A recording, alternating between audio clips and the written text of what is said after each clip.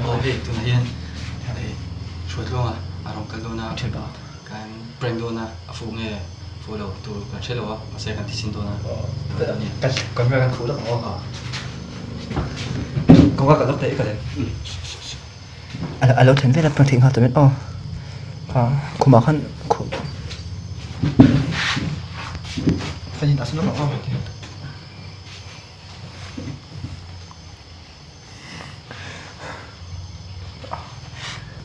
asyik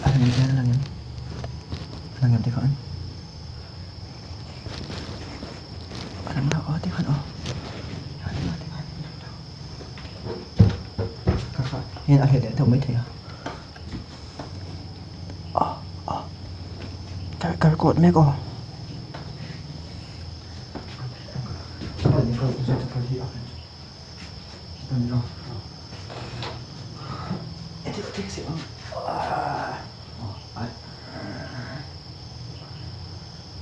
lagi oh pergi lagi nanti kan ada doang kakak atim dia minta ajar doang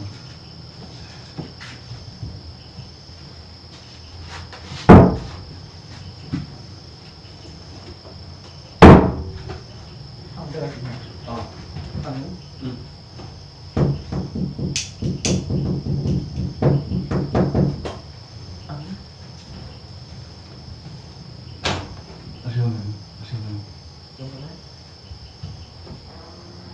kan print tu kan khak mek atoi boxer tuan kan print tu hi boxer nia ase thasha hi alang nge lam lo kan en do ni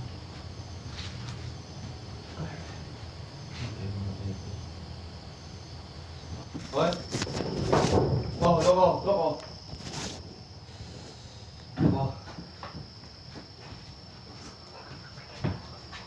không người ta Australia khá là có bây giờ ta sử dụng rồi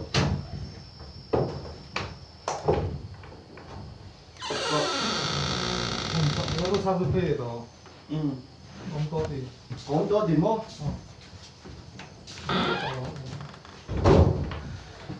các ông mà đấy lúc có đi đây là bằng minute số bằng áo về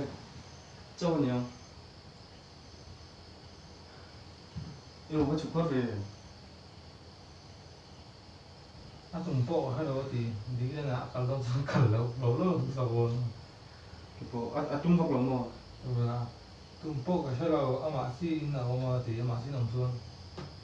ka hin ti lo ngor lo ko ka phone camera mi hi la thei la fa ya ka video ko ngor lo ko kan la be lo thì mua chắc to cái lồng chuyện đó thì không to đấy con chắc không có lỗ hay muốn sao biết đi về đâu mặc cái là chuan mà sẽ tùm lúc chắc là đủ xịt to rồi cái nào mình practice về lại phút đi lại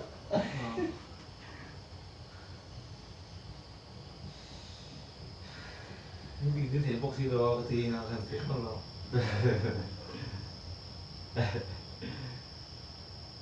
bây giờ anh cảm thấy là cái hệ tổ từng thấy improve có bây giờ làm học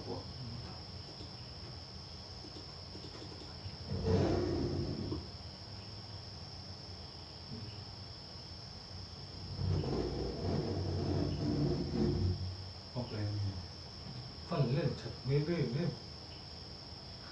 cái tin rồi bây giờ chút tiền logo kan page lock tiếng cái phone mi em mắc nó quay thì nó phone chút đi làm chuyện avoid cái con anh thôi là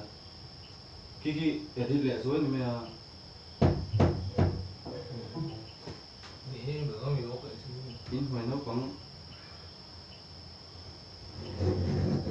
xiêm lại cấp phải không cái gì mình tổ đâu tụi mày bên chị tề tụi nó đâu ở đây xuống đâu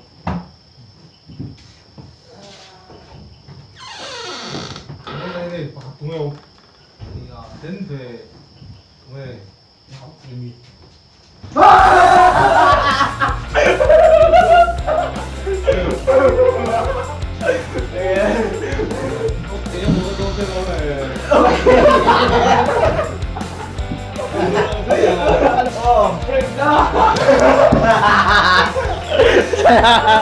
Ilalim mo.